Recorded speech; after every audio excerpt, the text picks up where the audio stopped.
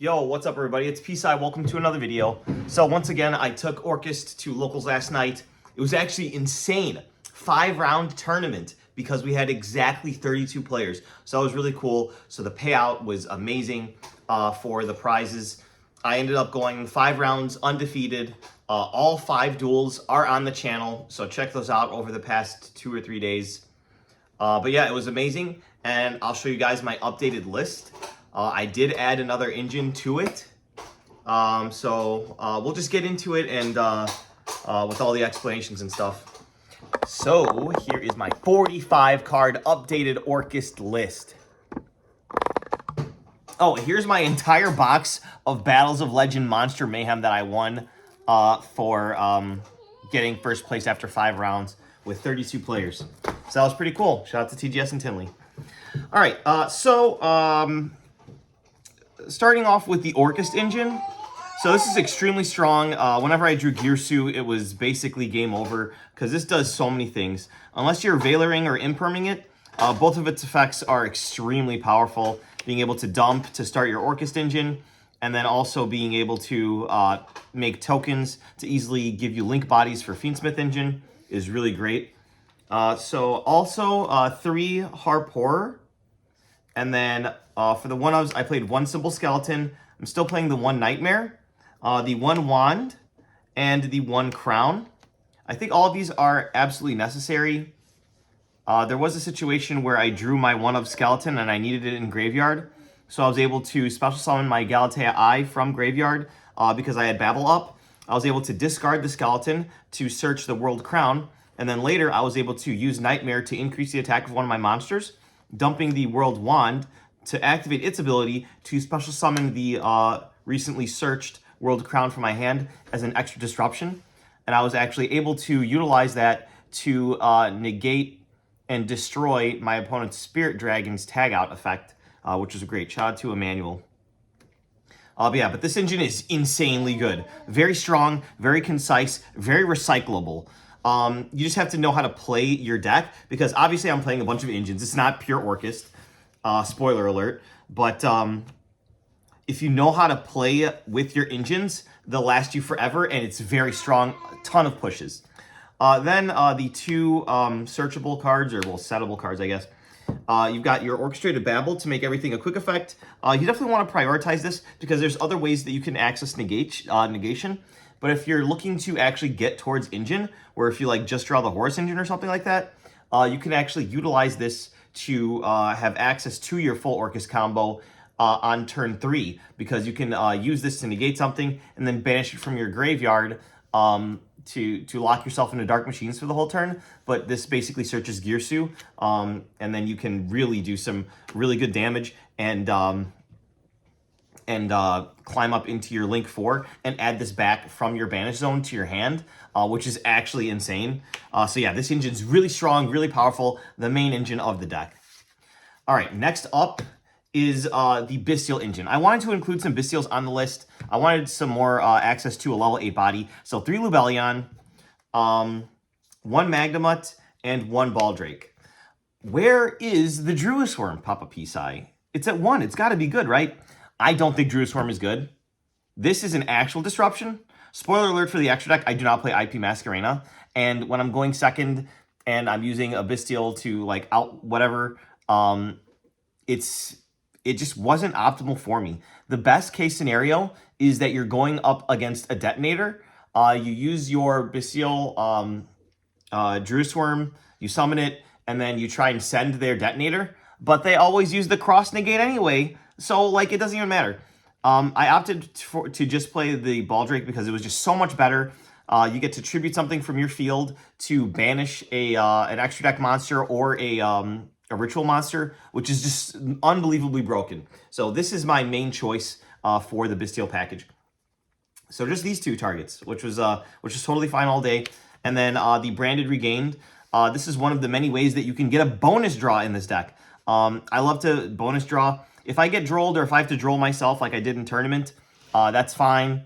But if I'm not under droll, I'm drawing several cards during my combo, which ends up, I think the most disruptions I got at the end of a combo was like 11 disruptions. So like it's just, you have more disruptions than your opponent has cards in their hand, which is really cool. So I love this as a draw engine, and this is also a great disruptor and a great way to recycle your engine.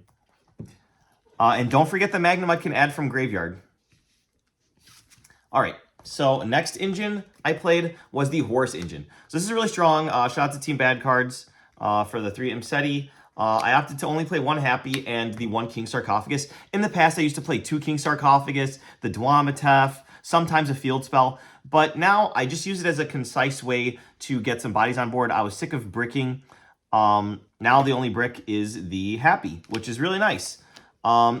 It's not even that bad to draw like King Sarcophagus, because you can get stuff out of your hand, and then it can put a level 8 body on board, sometimes even 2 level 8 bodies, so you can hard overlay for Dingirsu. That's a great way to out a Chaos Angel. So you have the Fiendsmith engine to out the not Chaos Angel, I keep on saying that, Chaos Hunter. It's a great way to out your opponent's Chaos Hunter, because people play Chaos Hunter against me. I think it was David Montoya, David 3-hand full combo Montoya, Dancing Joe, also played that against me, and then every time I just use the Horus engine to hard overlay for Dingirsu, and then just go full Orcust combo. Lancia is much better against this deck, but still it doesn't do very much because all the other engines that I play do not banish. It's just the Orcust cards that banish, although those are very insanely broken. They're not everything. You have other engines that can supplement your engine, your Orcust engine, and that actually makes this deck so good. I think that's why I've been getting first place. Every time I play like the Fiendsmith package, for example, in a deck, I top. And I've been messing around with the Orcust variants for a while, and this is another revision. Probably not the final revision, even though I got first place with it, but it performed really good all day. Make sure you check out the duels, because I can't just put into words how this deck performs. But yeah, the Horus package is absolutely insane. Now, something to note about the Horus package, I'm not playing Zombie Vampire anymore. And because of that, I actually cut down on the Diabell Stars that I play. Because if you're not playing Zombie Vampire, there's no need to play multiple of that.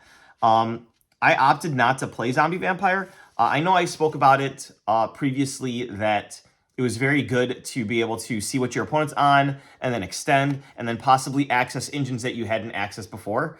But I figured that most of the time I was just trying to get into the either Azamina engine or the Orcust engine, and I would just be much better off just hard making a Dingirsu to get myself into the Orcust engine, because just Dingirsu alone is the counter trap, which is very strong, because that counter trap gives you follow-up, so your opponent must address it, and the disruption is so powerful because it's a negate and banish. So I opted to go with that method instead of the Zombie Vampire, to just put it up to luck. So I did cut the Zombie Vampire.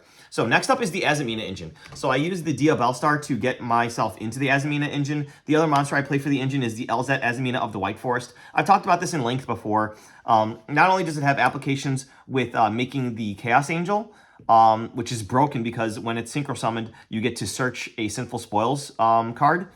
But also, in addition to that, it's an extender from your hand, and if your Hallowed Azamina gets interrupted, you still have access to get to that engine back, and the rest of those cards in that engine are not dead for the rest of the match.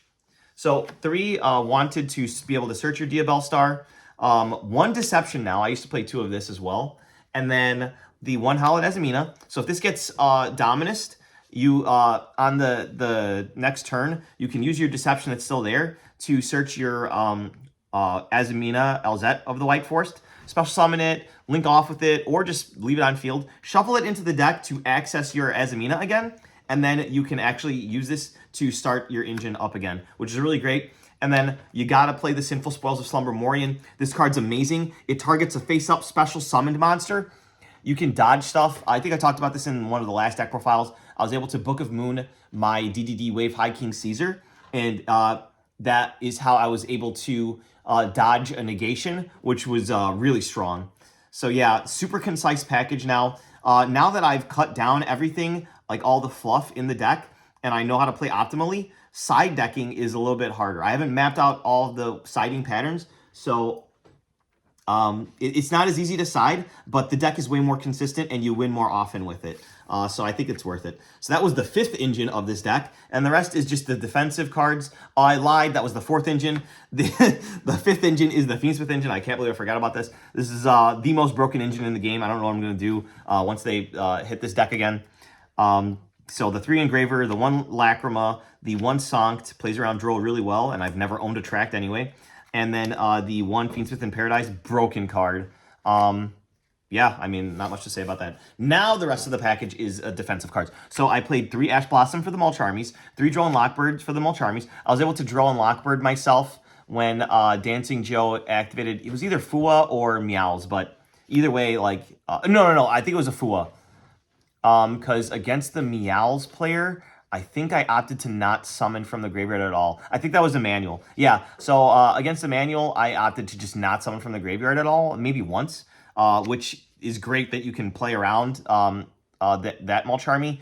But the Fool Loose, you gotta Droll or Ash it. Also, I played Talents. I was able to look at my opponent's hand and just rip their card out of their hand. And then the Called by the Grave, which can also stop the Charmies. So basically, these are for the Charmies. And if you get Drolled. So I got Drolled, and I was able to just rip from my opponent's hand and then just go full combo.